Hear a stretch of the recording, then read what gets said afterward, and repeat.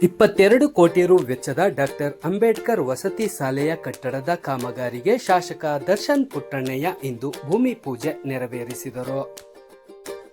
ಕರ್ನಾಟಕ ಸರ್ಕಾರ, ತಾಲೂಕು ಆಡಳಿತ, ತಾಲೂಕು ಪಂಚಾಯಿತಿ, ಸಮಾಜ ಕಲ್ಯಾಣ ಇಲಾಖೆ, ಕರ್ನಾಟಕ ವಸತಿ ಶಿಕ್ಷಣ ಸಂಸ್ಥೆಗಳ ಸಂಘ ಬೆಂಗಳೂರು ಇವರ ಸಂಯುಕ್ತ ಆಶ್ರಯದಲ್ಲಿ ಪಾಂಡವಪುರ ತಾಲೂಕಿನ ಮಹದೇಶ್ವರಪುರ ಗ್ರಾಮದಲ್ಲಿ ಡಾಕ್ಟರ್ BR ಅಂಬೇಡ್ಕರ್ ಬಾಲಕಿಯರ ವಸತಿ ಶಾಲೆಯ ನೂತನ ಕಟ್ಟಡದ ಶಂಕುಸ್ಥಾಪನೆ ಸಮಾರಂಭವನ್ನು ಮೇಲುಕೋಟೆ ವಿಧಾನಸಭಾ ಕ್ಷೇತ್ರದ ಶಾಸಕರಾದ ಶ್ರೀ ದರ್ಶನ್ ಪುಟ್ಟಣ್ಣಯ್ಯ ರವರು ನೆರವೇರಿಸಿ ಮಾತನಾಡಿದರು. ಕಾರ್ಯಕ್ರಮದಲ್ಲಿ ತಹಸೀಲ್ದಾರ್ ಬಸವರಾಡ್ಯಪ್ಪ ರೋಣಾದ, ಸಮಾಜ ಕಲ್ಯಾಣ ಇಲಾಖೆ ಉಪ ನಿರ್ದೇಶಕರು ಮಂಡ್ಯ ಶ್ರೀನಿವಾಸ್ ಕೆ, ಸಮಾಜ ಕಲ್ಯಾಣ ಇಲಾಖೆ ಸಹಾಯಕ ನಿರ್ದೇಶಕರು ಕೋಮಲ ಜಿ, ಜಿಲ್ಲಾ ಸಮನ್ವಯಾಧಿಕಾರಿ Abhilash DM, doctor BR Ambedkar ಬಾಲಕಿಯರ ವಸತಿ ಶಾಲೆ ಮಹದೇಶ್ವರಪುರ ಪ್ರಾಂಶುಪಾಲರು ಪ್ರಭಾಕರ್ R, ಸಹಾಯಕ ಕಾರ್ಯಪಾಲಕ ಇಂಜಿನಿಯರ್ S ನಿಂಗರಾಜು ಸೇರಿದಂತೆ ಯಜಮಾನರು, ಮುಖಂಡರುಗಳಾದ ಜಗದೀಶ್, ಚಂದ್ರಶೇಖರ್, ದೊಡ್ಡ ತಮ್ಮೇಗೌಡ, ಕೃಷ್ಣಪ್ಪ, ರವಿಕುಮಾರ್, ಗಿರಿಯರಳ್ಳಿ ಶ್ರೀಮೂರ್ತಿ, ಕಣಿವೆ ರಾಮು, TAPC MS ನಿರ್ದೇಶಕರಾದ ಹಾಳಪ್ಪ, ಅಂಕಯ್ಯ, ರೈತ ಸಂಘದ ತಾಲೂಕು ಅಧ್ಯಕ್ಷ ಎಣ್ಣೆಹೊಳೆಕೊಪ್ಪಲು ಮಂಜುನಾಥ್, ಸರ್ವೋದಯ ಕರ್ನಾಟಕ ಪಕ್ಷದ ತಾಲೂಕು ಅಧ್ಯಕ್ಷರಾದ ದಯಾನಂದ್ ಮತ್ತು ಡಾಕ್ಟರ್ BR ಅಂಬೇಡ್ಕರ್ ಬಾಲಕಿಯರ ವಸತಿ ಶಾಲೆ ಮಹದೇಶ್ವರಪುರ ವಸತಿ ಶಾಲೆಯ ಬೋಧಕ ಬೋಧಕೇತರ ಸಿಬ್ಬಂದಿ ವರ್ಗದವರು, ವಿದ್ಯಾರ್ಥಿಗಳು ಹಾಗೂ ಪೋಷಕ ವೃಂದ ಹಾಗೂ ಗ್ರಾಮಸ್ಥರು ಕಾರ್ಯಕ್ರಮದಲ್ಲಿ ಉಪಸ್ಥಿತಿ ಇದ್ದರು.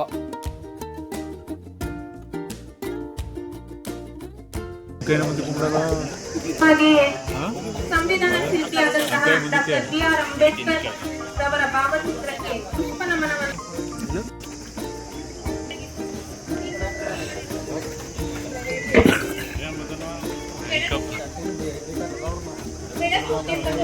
ಪ್ರಕಾಶಮಾನವಾದದ್ದು, ಅದು ಸಮೃದ್ಧಿಯ ಸಂಕೇತವಾಗಿದೆ. ವಿಧಾನಸಭಾ ಕ್ಷೇತ್ರ ಅವರ ಅಧ್ಯಕ್ಷತೆಯಲ್ಲಿ ಈ ಕಾರ್ಯಕ್ರಮ ಜರುಗಿದೆ. ಈಗ ವೇದಿಕೆಯಲ್ಲಿ ಆಸೀನರಾಗಿದ್ದರೆ ಅವರಿಗೆ ನಮಿಸುತ್ತಾ, ವೇದಿಕೆ ಮೇಲೆ ಆಸೀನರಾಗಿರುತ್ತಾ ವಿದ್ಯಮಾನಕ್ಕೆ ನಮಿಸುತ್ತಾ, ವೇದಿಕೆ ಮುಂಭಾಗದಲ್ಲಿ ಆಸೀನರಾಗಿರ್ತಕ್ಕಂಥ ಎಲ್ಲ ಗಣ್ಯಮಾನ್ಯರಿಗೂ ನನ್ನ ನಮಸ್ಕಾರಗಳನ್ನು ತಿಳಿಸುತ್ತಾ, ಈ ಒಂದು ಡಾಕ್ಟರ್ BR ಅಂಬೇಡ್ಕರ್ ವಸತಿ ಶಾಲೆ ಈ ಗ್ರಾಮದಲ್ಲಿ 2017-18 ಸಾಲಿನಲ್ಲಿ ಪ್ರಾರಂಭವಾಗಿ ಅಲ್ಲಿಂದ ಇಲ್ಲಿವರೆಗೂ ಸ್ವಂತ ಕಟ್ಟಡವಿಲ್ಲದೆ ಸ್ಥಾಪನೆ ಜನಪ್ರಿಯ ಶಾಸಕರು ನೆರವೇರಿಸಿದ್ದಾರೆ. ಈ ಶಾಲೆಯ ಕಟ್ಟಡವನ್ನು 22 ಕೋಟಿಗಳಲ್ಲಿ ಅಂದಾಜನ್ನು ತಯಾರಿಸಿದ್ದು. ಟೆಂಡರ್ ಮೊತ್ತ 14,67,00,000 ಆಗಿದೆ. ನಿರ್ಮಾಣ ಗುತ್ತಿಗೆ ಅವಧಿ 12 ತಿಂಗಳಿಗೆ ಕೊಟ್ಟಿದ್ದೀವಿ. ನಿವೇಶನ ಸರ್ವೆ ನಂಬರ್ 25 ಇದೆ, ಮಹದೇಶ್ವರ ಗ್ರಾಮದ್ದು 5 ಎಕರೆ ನಮಗೆ ಕೊಟ್ಟಿದ್ದಾರೆ. ಇದರಲ್ಲಿ ಸ್ವಲ್ಪ ಒತ್ತುವರಿ ಆಗಿದೆ, ಅದನ್ನು ಸ್ವಲ್ಪ ಮುತುವರ್ಜಿ ವಹಿಸಿ ನಮಗೆ ಬಿಡಿಸ್ಕೊಡ್ಬೇಕು.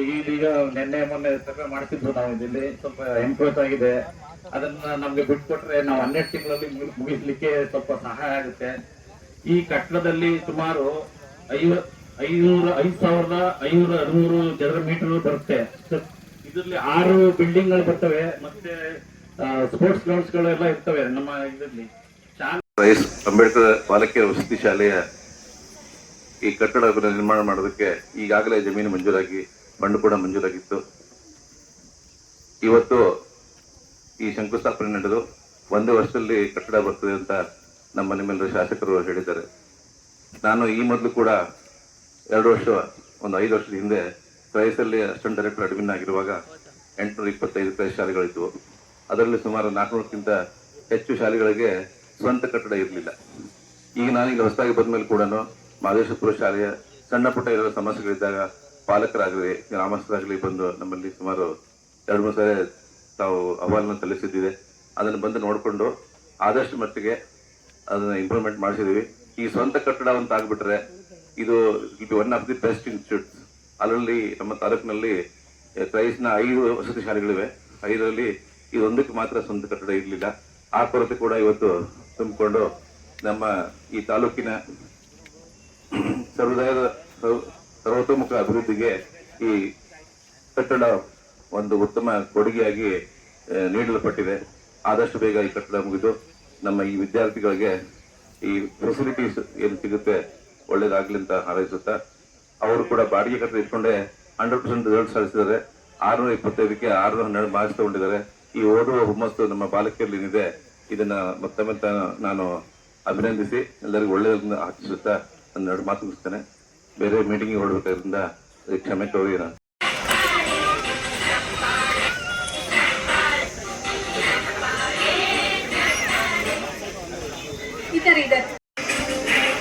ಪುಸ್ತಕದಿ ದೊರೆತರಿವು, ಪುಸ್ತಕದಿ ತಳೆದ ಮಣಿ, ಚಿತ್ತದೊಳು ಬೆಳೆದರಿವು, ತರುತಳೆದ ಪುಷ್ಪ.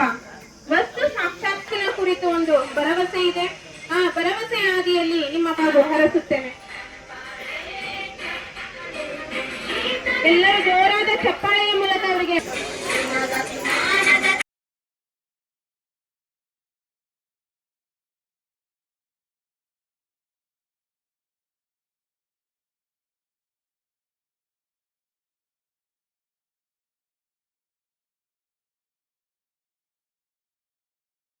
ಇದೆ. ಮಕ್ಕಳಿಗೆ ಮೂಲಭೂತ ಸೌಕರ್ಯ ಇಲ್ಲ, ಹೆಣ್ಣು ಮಕ್ಕಳಿಗೆ ಸರಿಯಾದ ಶೌಚಾಲಯ ಇಲ್ಲ, ವಸತಿ ಇಲ್ಲ, ಸ್ನಾನ ಗೃಹಗಳಿಲ್ಲ ಅಂತೇಳಿ ಸಾಕಷ್ಟು ಕಂಪ್ಲೇಂಟ್ ನಮ್ಮ ಜಿಲ್ಲಾ ಕುಂದುಕೊರತೆ ಸಭೆಯಲ್ಲಿ ಮತ್ತು DC ಅವರ ಅಧ್ಯಕ್ಷರಾದ ಮೀಟಿಂಗ್ ಅಲ್ಲಿ ಚರ್ಚೆ ಆಯಿತು. ನಾನು ಕೂಡ ಈ ಶಾಲೆಗೆ 1-2 ಸಲ ಭೇಟಿ ಮಾಡಿ ನೋಡಿದೆ. ಅದು ಕೂಡ ಇರುವಂತ ಇದರಲ್ಲಿ ಸ್ವಲ್ಪ ಸರಿಯಾಗಿತ್ತು. ಇನ್ನೂ ಕೂಡ ಸಮಸ್ಯೆಗಳು ಸಾಕಷ್ಟಿದೆ. ಹೆಣ್ಣು ಮಕ್ಕಳಿಗೆ ಸರಿಯಾಗಿ ಶೌಚಾಲಯ ಅಲ್ಲಿ, ಸ್ನಾನಗೃಹ ಅಲ್ಲಿ ಮತ್ತು ಅವರು ಬಟ್ಟೆಗಳನ್ನ ಬಂಧಿಸಕ್ಕೆ ಜಾಗ ಇರಲಿಲ್ಲ.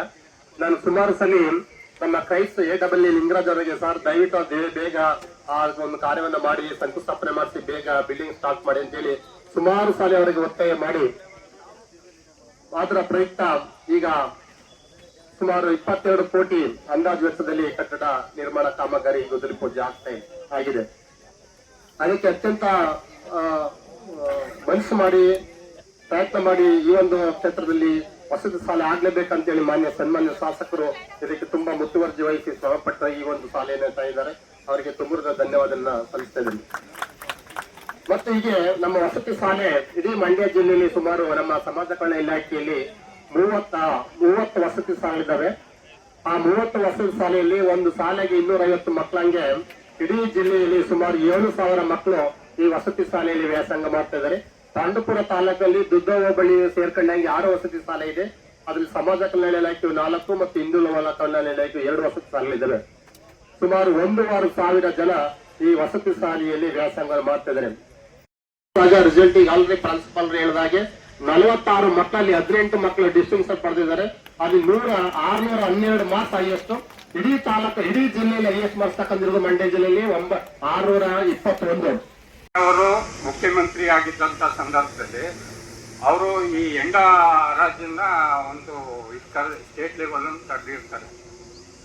ಆ ಸಂದರ್ಭದಲ್ಲಿ ನಾವು DSS ಅವ್ರು ಏನ್ ಮಾಡ್ದು, ಎಂಡ ಬೇಡ, ನಮ್ಗೆ ವಸತಿ ಶಾಲೆ ಕೊಡಿ, ನಿಮ್ಮ ಎಂಡ ನಮ್ಗೆ ಯಾವುದೇ ಕಾರಣಕ್ಕೂ ಬೇಡ, ವಸತಿ ಶಾಲೆ ಬೇಕು ಅಂತ ನಾವು 80ರಲ್ಲಿ SR ಬೊಮ್ಮಾಯಿ ಅವರು ಮುಖ್ಯಮಂತ್ರಿ ಆಗಿದ್ದಾಗ ನಾವು ಏನೋ ಒಂದೊಂದು ಜಿಲ್ಲೆ, ಒಂದು 4 ಜಿಲ್ಲೆ 5 ಜಿಲ್ಲೆ ಒಂದು ಗುಂಪು ಮಾಡ್ಕೊಂಡು SR ಬೊಮ್ಮಾಯಿ ಮನೆಯನ್ನ ಪಿಟೇಕಿಂಗ್ ಮಾಡ್ತೋ, ಗುತ್ತಿಗೆ ಹಾಕ್ತೋ. ಎಷ್ಟು ಗಂಟೆಗೆ ಅಂತಂದ್ರೆ ಅವ್ರು 6 ಗಂಟೆಗೆ ಮನೆ ಹೊರಗಡೆ ಬರಬಾರ್ದು, ಆ ಲೆವೆಲ್ಗೆ ನಾವು 6 ಗಂಟೆಗೆ ಆ SR ಬೊಮ್ಮಾಯಿ ಅವರ ಮನೆಯಲ್ಲಿ ಮುತ್ತಿಗೆ ಹಾಕ್ತಾವ.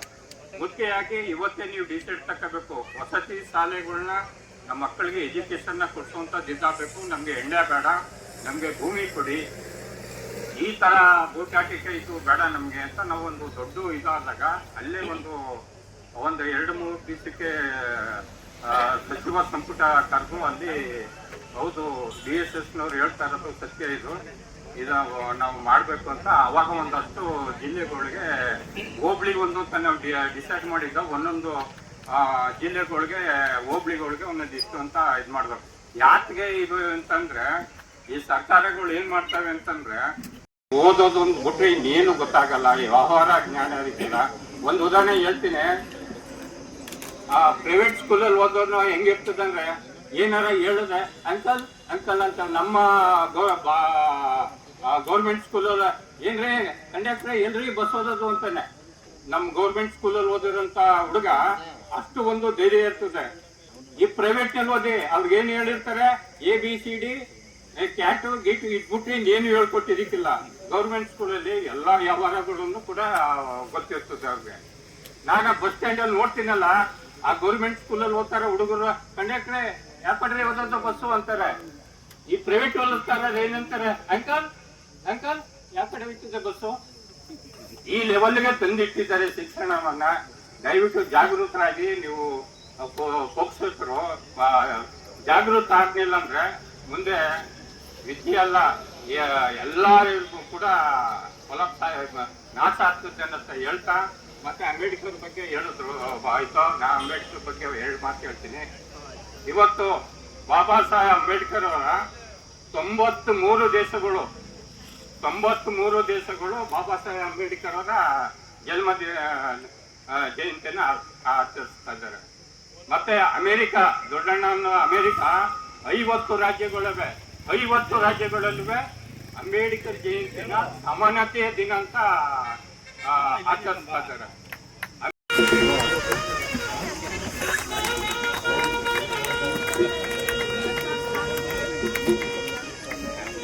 ಹಲವು ದಲಿತ ಸಂಘಟನೆಯ ಮುಖಂಡರುಗಳು ಮತ್ತು ನಮ್ಮ ಪಾಂಡುಪುರ ತಾಲೂಕಿನ ಹಲವು ಪತ್ರಿಕಾ ಮಾಧ್ಯಮದವರು ಎಚ್ಚೆತ್ತು ಒಂದು ಸುದ್ದಿಯನ್ನ ಮಾಡಿದ್ರು.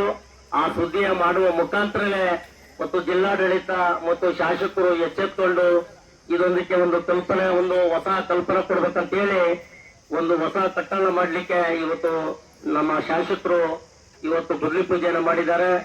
ಒಂದು ಹಲವು 74ರ ದಶಕದಿಂದ ಕೂಡ ದಲಿತರು ವಸತಿ ಶಾಲೆ ಬೇಕಂತೇಳಿ ನಿರಂತರವಾದಂತಹ ಹೋರಾಟವನ್ನ ಮಾಡ್ಕೊಂಡು ಬಂದಿದ್ದು. ಇವತ್ತು 22 ಕೋಟಿಯಲ್ಲಿ ಇವತ್ತು ಮೊರಾರ್ಜಿ ಸ್ಕೂಲ್ ವಸತಿ ಶಿಕ್ಷಣ ನಿಲಯ ಇವತ್ತು ಈ ನಮ್ಮ ಮಾದೇಶ್ವರ ಗ್ರಾಮದಲ್ಲಿ ಇವತ್ತು ಶಂಕುಸ್ಥಾಪನೆಯನ್ನು ಮಾಡಿದ್ದಾರೆ. ಇವತ್ತು ಹೆಚ್ಚು ಇಲ್ಲಿ ಕ್ರೈಸ್ಟ್ ಇಂಜಿನಿಯರ್ ಇದ್ದಾರೆ. ನಾನು ಕ್ರೈಸ್ಟ್ ಇಂಜಿನಿಯರ್ ನಾನು ಮದುವೆ ಮಾಡ್ಕೊಳ್ತೀನಿ. ನಮ್ಮ ಪಾಂಡುಪುರ ತಾಲೂಕಿನಲ್ಲಿ ಹಲವಾರು ಮೊರಾರ್ಜಿ ಸ್ಕೂಲ್ಗಳು ಇದಾವೆ. ಆದ್ರೆ ಕೆಲವು ಮೊರಾರ್ಜಿ ಸ್ಕೂಲ್ಗಳು ತೀರಾ ಶೀತಲಗೊಂಡಿದೆ. ನಮ್ಮ ಬೇಡಿ ಬೆಟ್ಟದ ಗ್ರಾಮದಲ್ಲಿರ್ಬೋದು, ಇಂಥ ಹಲವಾರು ಮೊರಾರ್ಜಿ ಸ್ಕೂಲ್ಗಳು, ಒಂದು 5-6 ಮೊರಾರ್ಜಿ ಸ್ಕೂಲ್ ತುಂಬಾ ಶೀತಲ ಆಗಿದೆ. ದಯಮಾಡಿ ಶಾಸಕರು ಅದನ್ನ ಪರಿಶೀಲನೆ ಮಾಡಿ ಅವ್ರನ್ನೂ ಕೂಡ ಅಭಿವೃದ್ಧಿ ಮಾಡಬೇಕು. ಯಾಕೆಂದ್ರೆ ಇಲ್ಲಿ ಎಕ್ಸಿಕ್ಯೂಟಿವ್ ಇಂಜಿನಿಯರ್ ಬಂದಿದ್ದಾರೆ, ನಮ್ಮ ರೈತ ಸಂಸ್ಥೆ ಇಂಜಿನಿಯರು.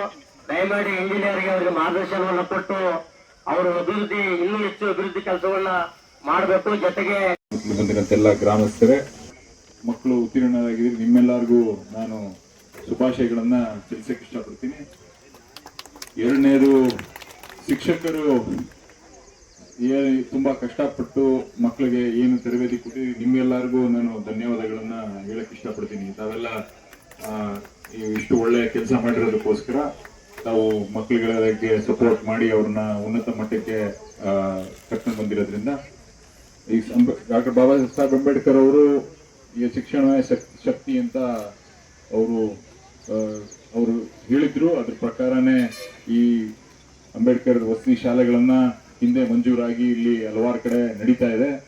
ಅಲ್ಲಿ ಬರೀ ಇದು ಇವಾಗ ಕಟ್ಟಡದ ಶಿಲಾನ್ಯಾಸ ಮಾಡಕ್ಕೋಸ್ಕರ ಇಲ್ಲಿ ಬಂದಿದ್ದೀವಿ. ಆದ್ರೆ ಅದಕ್ಕಿಂತ ಹೆಚ್ಚಾಗಿ ಕಟ್ಟಡದಲ್ಲಿ ಯಾವ ತರ ನಾವು ಮಕ್ಕಳಿಗೆ ತರಬೇತಿ ಕೊಡಬೇಕು, ಅವ್ರನ್ನ ಉನ್ನತ ಮಟ್ಟಕ್ಕೆ ಸಮಾಜ ಒಪ್ಕೊಳ್ಳಂಗೆ, ಮತ್ತೆ ಅವರು ದೊಡ್ಡ ಮಟ್ಟದಲ್ಲಿ ಬೆಳೆಯಕ್ಕೆ ಅವ್ರಿಗೆ ಏನ್ ಅನುಕೂಲಗಳನ್ನ ಮಾಡಿಕೊಡ್ಬೇಕು, ಶಿಕ್ಷಕರು ಮತ್ತೆ ಎಲ್ಲ ಏನ್ ಪೇರೆಂಟ್ಸ್ ಇದೀರಿ ನೀವೆಲ್ಲರೂ ಸೇರ್ಕೊಂಡು ಅವ್ರಿಗೆ ಉತ್ತೇಜನ ಕೊಟ್ರೆ ಅವರು ದೊಡ್ಡ ಮಟ್ಟದಲ್ಲಿ ಇವರು ಬೆಳೆಯಕ್ಕೆ ಆಗತ್ತೆ. ಅದ್ರ ಜೊತೆಗೆ ಈಗ ಈ ಶಾಲೆ ಬಗ್ಗೆ ಹಲವಾರು ಪ್ರಶ್ನೆಗಳನ್ನ ಕೇಳಿದ್ರು. ಈ ಶಾಲೆ 22 ಕೋಟಿ ರೂಪಾಯಿ ಈಗ ಕಾಂಟ್ರಾಕ್ಟರ್ಗೆ ಆಗಿರೋಂಥದ್ದು. ಅವರು ಕೆಲಸನ ಶುರು ಮಾಡಿ 1 ವರ್ಷದಲ್ಲಿ ಮುಗಿಸ್ಬೇಕು. ಈಗಾಗಲೇ ನಮ್ಮ ಕ್ಷೇತ್ರದಲ್ಲಿ ಇಲ್ಲಿ ಬೇವಕಲ್ ಪಂಚಾಯತಿಯಲ್ಲಿ ಒಂದು ಕಟ್ಟಡನ ಈ ಸೇಮ್ ಅಂಬೇಡ್ಕರ್ ವಸತಿ ಶಾಲೆನೆ ಹೋದ ವರ್ಷ ನಾವು ಇದೇ ತರ ಗುದ್ಲಿ ಪೂಜೆ ಮಾಡಿದ್ವಿ. ಇವಾಗ ಉದ್ಘಾಟನೆಯನ್ನು ಈ ಬರೋ ತಿಂಗಳ ಒಳಗಡೆ ಮುಗಿಸಿ, ಪೇಂಟಿಂಗ್ ನಡೀತಾ ಇದೆ, ಮುಗಿಸಿ ನಾವು ಕೆಲಸನ ಅಲ್ಲಿ ಶುರು ಮಾಡ್ತೀವಿ. ಇದೇ ರೀತಿ ಇಲ್ಲೂವೇ ಮುಂದಿನ ವರ್ಷದ ಒಳಗಡೆ ಈ ಒಂದು ಕೆಲಸ ಮುಗಿಸ್ಬೇಕು ಅನ್ನೋದು ನಮ್ಮ ಆಸೆನೂ. ಅದ್ರ ಪ್ರಕಾರ ನಾವು ಅಧಿಕಾರಿಗಳಿಗೆ ಮತ್ತೆ ಕಾಂಟ್ರಾಕ್ಟರ್ ಹತ್ರನೂ ಮಾತಾಡಿದ್ವಿ.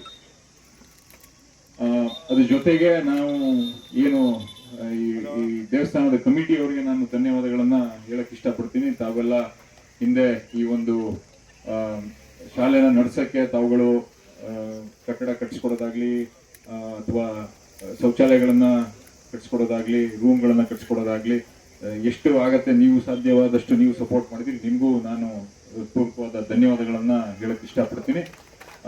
ಪ್ರಕಾಶ್ ಅಣ್ಣ ಅವ್ರು ಹೇಳ್ದಂಗೆ ನನಗೂ ಈ ಶಾಲೆಗೆ ಬಂದಾಗ ನನಗೂ ಬೇಜಾರಾಗಿತ್ತು. ಮಕ್ಳುಗಳನ್ನ ಅಲ್ಲೂ ಮಾತಾಡಿಸ್ಕೊಂಡು ಹೋಗಿದ್ದಾಗ ಅಲ್ಲೇ ಟ್ರಂಕ್ಗಳನ್ನ ಇಟ್ಕೊಂಡು ಅದರಲ್ಲೇ ಅವ್ರ ಸಾಮಾನುಗಳು ಇಟ್ಕೊಂಡು ಏನು ದಿನನಿತ್ಯ ಅವರು ಪಾಠನ ಕಲ್ತ್ಕೊಂಡು ಅವರು ಅಲ್ಲಿ ಇರ್ತಿದ್ರು. ಅದನ್ನ ಇದಕ್ಕೆ ಎಲ್ಲರ ಪ್ರಯತ್ನ, ಇದೊಂದೇ ಎಲ್ಲರ ಪ್ರಯತ್ನ, ನೀವು ಪತ್ರಕರ್ತರಾಗಿರ್ಬೋದು, ಮುಖಂಡರುಗಳಾಗಿರ್ಬೋದು, ಇಲ್ಲಿರೋಂಥವ್ರು ಇರ್ಬೋದು ಅಥವಾ ಬೇರೆ ಕಡೆ ಇರೋಂಥ ಮುಖಂಡರುಗಳಿರ್ಬೋದು, ಇವರೆಲ್ಲರೂ ಸೇರ್ಕೊಂಡು ಈ ಒಂದು ಕೆಲಸನ ಈಗ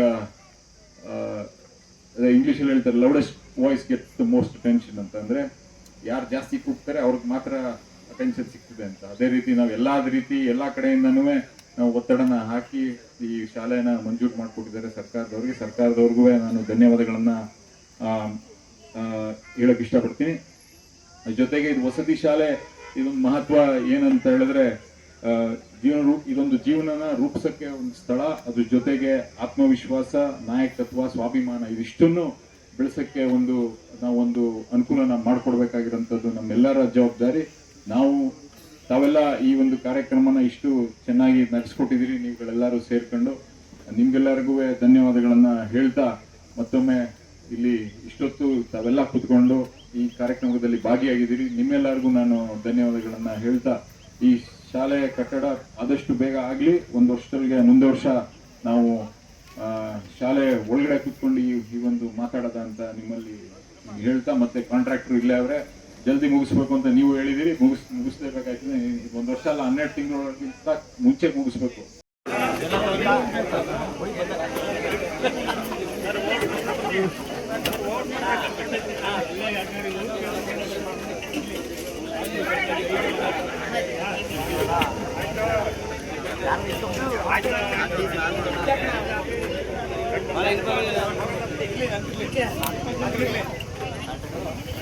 ಗೌರವ ಸನ್ಮಾನವನ್ನ ಸ್ವೀಕರಿಸಿದಂತ ಜೈ ಕರ್ನಾಟಕ. ಇಷ್ಟೊತ್ತು ಈ ಕಾರ್ಯಕ್ರಮವನ್ನ ವ್ಯವಸ್ಥಿತವಾಗಿ ನಿರ್ವಹಿಸಿದ ರೇಖಾ ಬಿ ಮೇಡಮ್ ರವರಿಗೆ ಅನಂತ ಧನ್ಯವಾದಗಳನ್ನ ಅರ್ಪಿಸ್ತೀನಿ. Thank you.